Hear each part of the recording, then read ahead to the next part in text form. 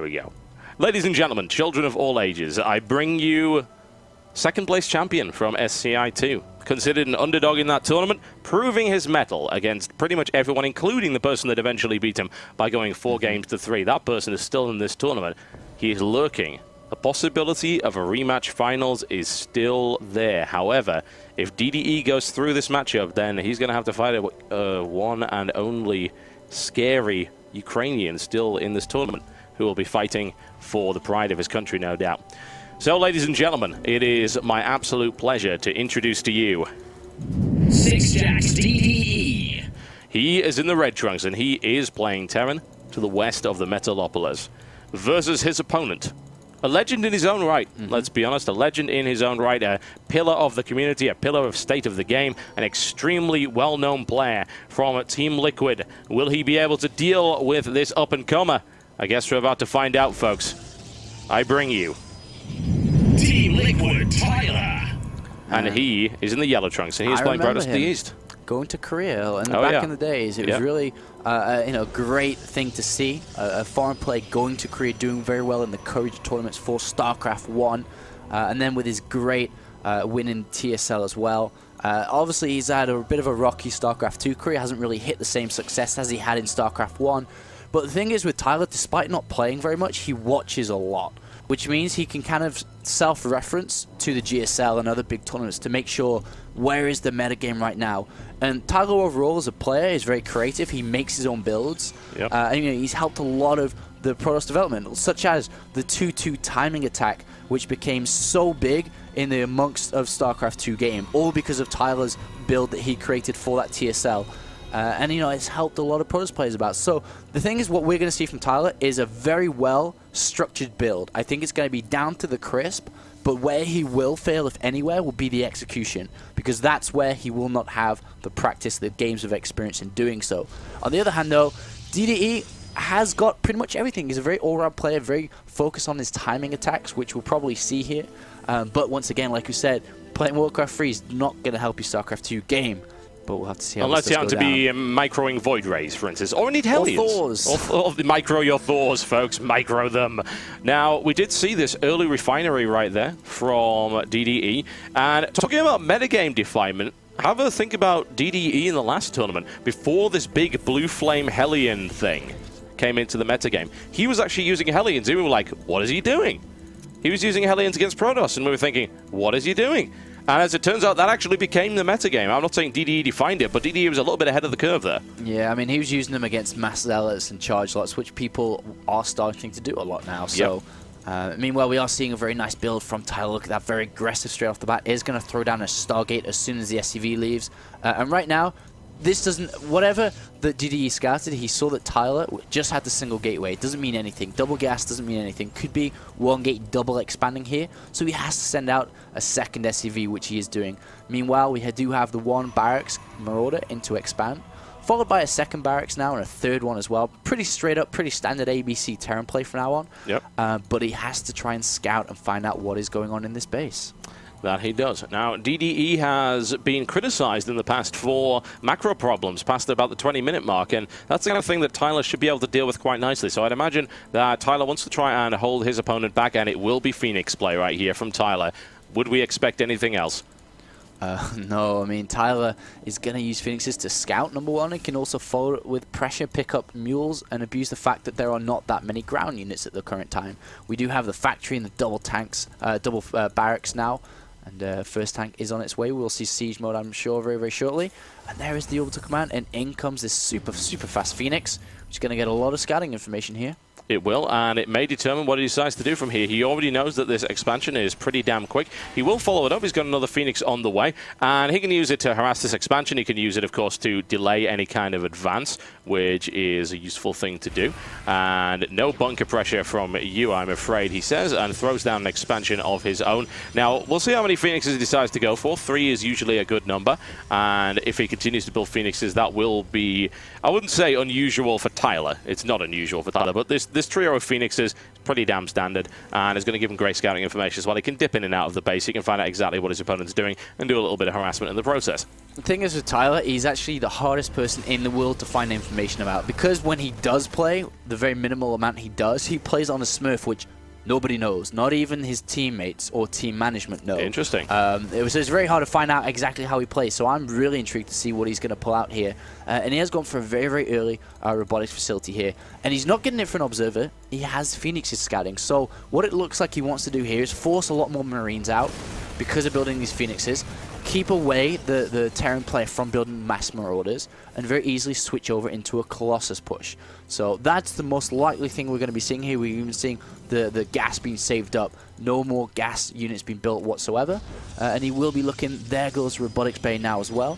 So he's going to keep DDE on his feet with these 3 Phoenixes. Make sure that, you know, he is defending. He is building engineering bay, building turrets. You know, maybe force a stim here and there. I don't know. But at the same time, he's going to follow it with a huge 2 Colossus push. Does the job, certainly, and Tyler perhaps trying to exploit the inexperience of this player. DDE extremely strong, but nowhere near as experienced as his opponent. There's no doubt about that. Oh, Tyler missed micro. Loses a Phoenix in the process. That was a little bit slack there from him. Yeah, and as soon as that Phoenix goes down, 2 Marauders get pumped out. So that actually hurt a lot more than the naked eye would see. Because they say, you know, Phoenix, well, it doesn't really matter too much. But now Marauder production's going to ramp up a lot more. And currently we're at 4 barracks and then the factory starport. So 4 barracks is 1 more than 3, which is standard, which means there's going to be a lot more units than standard for Tyler to deal with right now. There goes the scan. The scan reveals everything. Sees robotics base, sees the Colossus building. He knows he has to go now, right now, and which he's going to do. And Tyler's in a bit of trouble. Yeah, he is. This is going to be really hard to hold for him. He doesn't have all that much of an army up, but we'll see.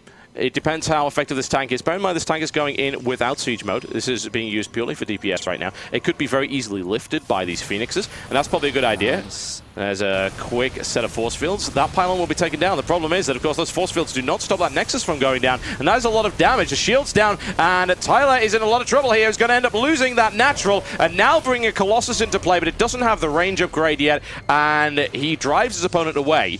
But he did lose a Nexus for that, and that is not a good trade. Yeah, it's like a split-second mistake there. I mean, not even, you can't even call it a mistake, just a split-second timing which got him that. He's trying to cut off this army as well. He knows where it is. They are stimming home, and they are very low health. A huge counterattack is potential now, which is why we see more bunkers being added on, and DDE feeling the pressure. These Marauders and Marines getting picked off from these fast Stalkers, and DDE could actually turn around and lose the game right now. He could. He has picked off quite a few probes in the process. Now, the fact that that does not have the extended thermal lance upgrade is a bit of a pain for him. And Tyler's actually going to double expand there because, as I say, he knows he's behind. He applies some kind of pressure to his opponent, just saying, hey, look, you know, I've still got a big army. I've still got a Colossus. You actually have no way of shutting that down right now reliably. And I'm going to force you to build Vikings. In the meantime, I'm going to rebuild my natural. And I'm also going to expand down the bottom right here.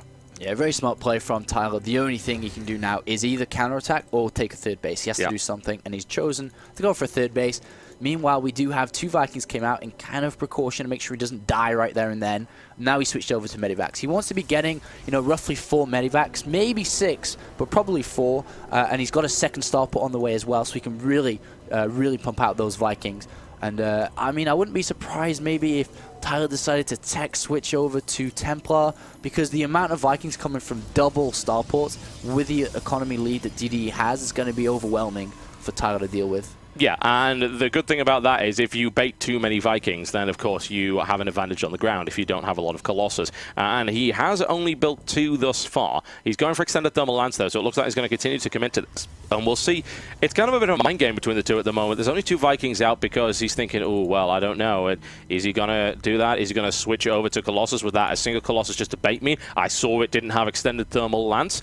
That's a possibility. If Tyler continues to build here and no more Vikings come out for DDE, then Tyler could put together a very strong death ball to try and roll over his opponent. Yeah, I think he's going to stop at 6, though. Should be stopping at 6. I mean, he can go 4, which is a little bit just safer. 6 is okay, a little bit greedier, but he does have that advantage, so he can do that. And he has switched over fully to Vikings now, and we'll be able to pump out a lot. Meanwhile, getting +1 and 1 upgrades, armor and infantry weapons.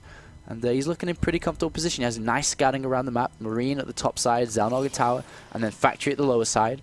So he can spot any Phoenixes coming, any Warp Prisms coming, and he's looking in pretty good shape right now. Meanwhile, though, because of this third Nexus, because of the Chrono Boost, 57 probes versus 49.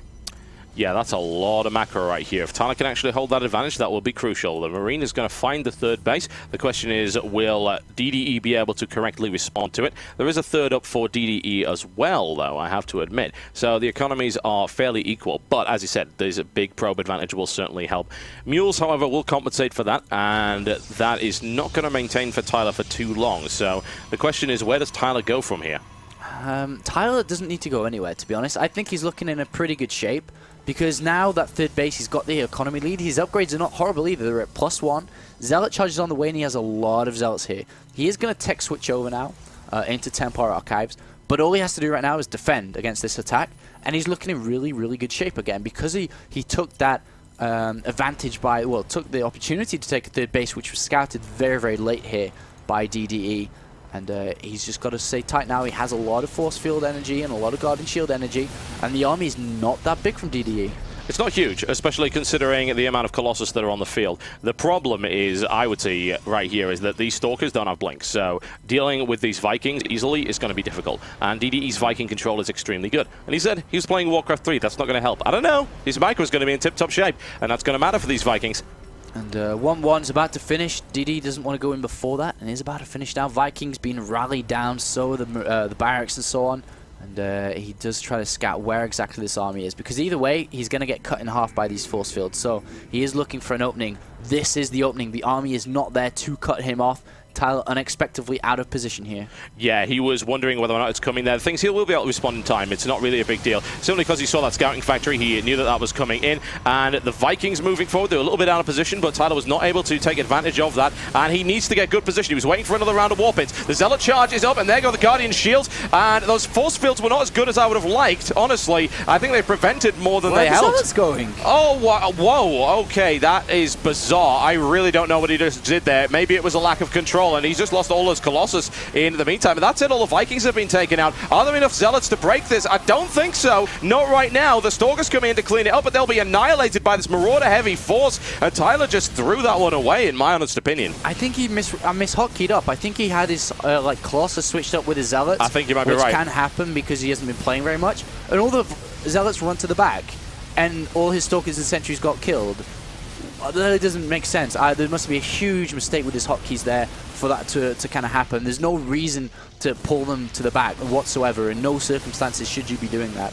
And unfortunately, that's basically cost him the game. 3 bases, 4th on the way now. And DDE smashing through that timing attack. He's got 2-2 on the way now. +1 weapons is coming for his ships as well. And he's looking in fantastic position.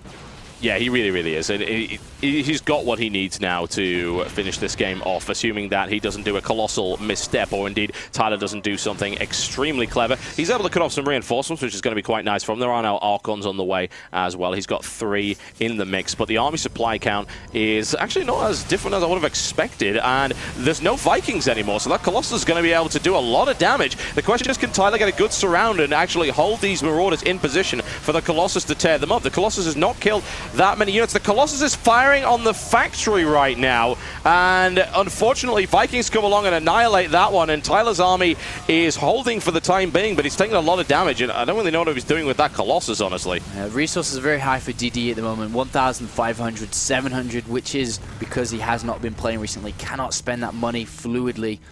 The current time he has so many tech labs as well. Needs to get some reactors into there. Playing very, very Marauder heavy, which means it is going to be harder to spend your money without the reactors there. And this could lean up to some counterattack here. Deny this gold base potentially. And meanwhile, he just needs to stabilize. He does have an upgrade advantage. Tyler currently at 1-0, I think. Or did he get the armor? Yeah, okay, so 1-1 versus 2-1. Currently 2 armor, 1 attack, and 2 attack about to finish. Yep, here comes Strike Force Tyler right here with some Archons, and should be able to clean up this 3rd base if he's quick enough. That said, DDE has got this nasty force of Marauders with the +2 armor upgrade as well, so it's going to be really nice against those Zealots, and he doesn't want to be caught out of position here. He already just lost a large number of units, and Tyler is actually going to put down an aggressive pylon, if you can believe that. He really wants to get back in this game, and he does have this fully functional base down to the bottom right now, and has denied the building of this fourth on the gold, which to me is crucial, but DDE is going to go for it eventually. He's only going to be able to hold that for so long.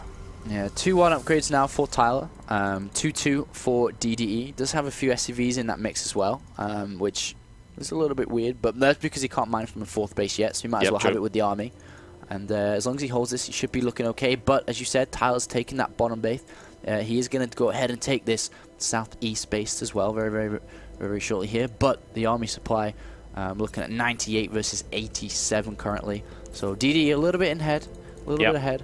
+2 ship weapons on its way. Interesting choice, and there are only 2 Colossus in the mix, so that won't make a huge amount of difference, but he doesn't want to build a lot of Vikings. It's simple as that. He wants a small number of Vikings that are upgraded and can do the damage. Now, Tyler is denying this fourth aggressively. He won't be able to kill it, and DDE rolling forward with a huge force. I mean, that is massive Bioforce right there with Medivac support. That's dangerous. There's no other way to put it. It is dangerous, and he doesn't have Storm. He's relying on Archons right here, which perhaps is not the best idea. He's now going to try and exploit some of the immobility of that big ball right here, but he can't do so, and it's now going to engage on this front, and he needs to bring those Vikings down immediately, but of course that's going to waste a lot of DPS in the process. The Archon's doing a lot of damage, but DDE has spread himself out very nicely, and the Archons with a meat shield to that. In comes the crushing force right here from DDE. Hammer down, GG, ladies and gentlemen. And the first game of this best of 5 series going to DDE.